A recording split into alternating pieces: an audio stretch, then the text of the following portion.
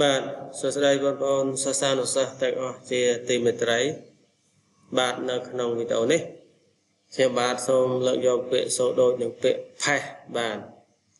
មកធ្វើការបង្ហាញបងប្អូនចំពោះបងប្អូននៅមានចម្ងល់បាទសូមខមមិនខាងក្រោមវីដេអូលោកគ្រូនឹងព្យាយាមបកស្រាយជូនឲ្យអស់ពីលទ្ធភាពបាទ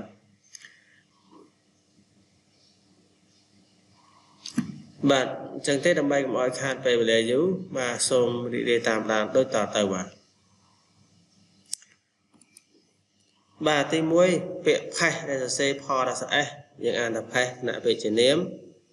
មានន័យថាសំណោះដែលភ្លើងឆេះសុះជាផង់សំណល់នៃវត្ថុដែលភ្លើងឆេះបាទសារជាថ្មីម្ដងទៀតផេះថ្នាក់ពេជ្ជនាមមានន័យថាសំណោះដែលភ្លើងឆេះ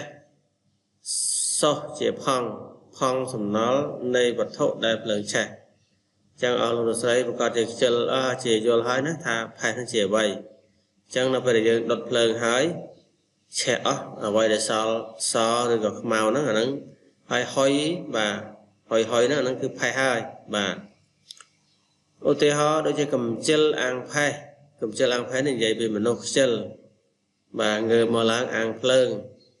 ប៉ុន្តែពីដើមខែកដឹកខែ12នេះគឺខែច្រូតនោះរងាណាស់បាទរងាមែនតែនហើយមិនសូវមានអាវរងាឬក៏ភួយក្រាស់ក្រៃទេអញ្ចឹងអ្នកខ្លះយកចំបើងពំនូកចំបើងធ្វើកន្លែងដេកបាទហើយអ្នកខ្លះហ្នឹងគឺមិនថាខ្ញុំទេខ្ញុំក៏រត់ឡងកាត់ដែរព្រឹកឡើងគឺយើងដុតភ្នក់ចំបើងអាំងផេះហើយអាំងភ្លើងហើយអាំងរហូតដល់ថ្ងៃរះថ្ងៃចាំងមកបើយើងឈប់បាទអញ្ចឹងបន្តទៀតបាទពាក្យទី2គឺផេះនេះសរសេរផស្រអែនិងស្អាតយើងអានថាផេះថ្នាក់ពាក្យជាឧទានស័ព្ទដែលមានន័យថាឬសូឬដោយការផ្ទុះបាទសូឬដោយការផ្ទុះឧទាហរណ៍ផ្លែក្របបែកទុំផ្ទុះផេះអញ្ចឹងមិនដឹងថាបងប្អូនស្គាល់ផ្លែក្របបែកអត់ទេបាទផ្លែក្របបែកផ្លែទូចទេបាទទូចទេនៅពេលដែលត្រូវទឹកពេលដែលទុំខ្លាំងហើយយើងយកមកបៀក្នុងមាត់ទុះឬសូផាច់បាទអាហ្នឹងគឺផ្លែក្របបែក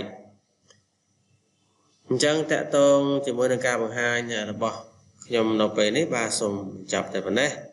ហើយសង្ឃឹមថាវីដេអូនេះនឹងជួយជាប្រយោជន៍ដល់ការសិក្សារបស់បងប្អូនជាក់ជាមិនខានបាទលោកគ្រូសង្ឃឹមថាបងប្អូនជួយ like ជួយ share វីដេអូលោកគ្រូបាទដើម្បីឲ្យដល់មិត្តភ័ក្តិរបស់បងប្អូនដើម្បីឲ្យពួកគាត់បានទទួលនូវចំណេះដឹងថ្មីៗផងដែរបាទសូមអរគុណសូមគោរពលាបាទ